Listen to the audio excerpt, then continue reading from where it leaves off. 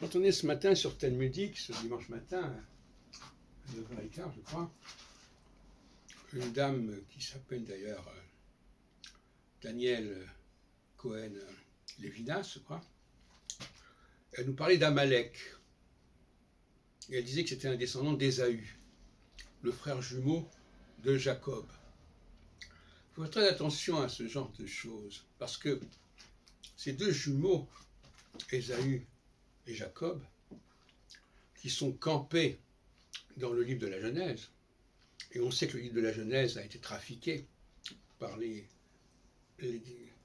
Israélites, et il a été trafiqué justement de façon à dire que Jacob, c'est Israël. Mais Ésaü, c'est Adam, ou si on préfère, Édom. Voilà, donc, c'est pas si simple que ça. Avant de se lancer là-dedans, on ne va pas entrer comme un éléphant dans un magasin de porcelaine. C'est extrêmement délicat. Parce qu'il y a des choses qui ont été rajoutées, il y a des choses qui ont été modifiées.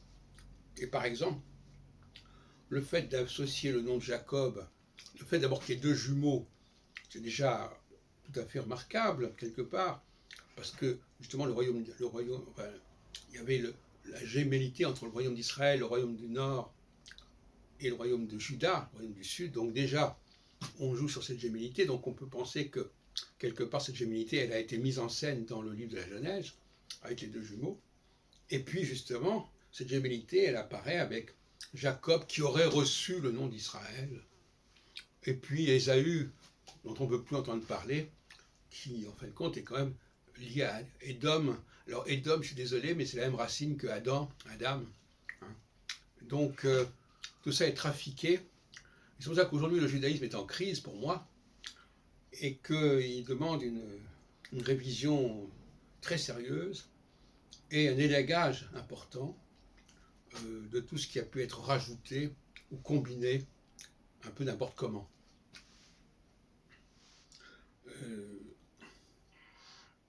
De la même façon que le livre de l'Exode, avec la sortie d'Égypte, et puis Moïse, qui va s'adresser aux Bné Israël. Les Bné Israël, c'est les gens du royaume du Nord, je suis désolé. Alors, je sais bien que le mot Israël est devenu commun pour désigner les Juifs, mais c'est un contresens majeur, qu'il faut corriger, qu'il faut dénoncer. Même si dans le Talmud, on a récupéré ce mot Israël, ce n'est pas une raison qu'il y ait des confusions par la suite.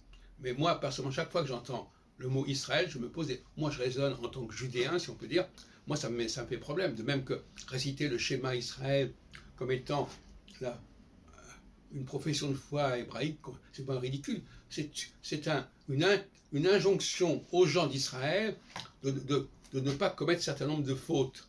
C'est ça les 10 commandements. Tu ne tueras point, tu ne feras pas ça.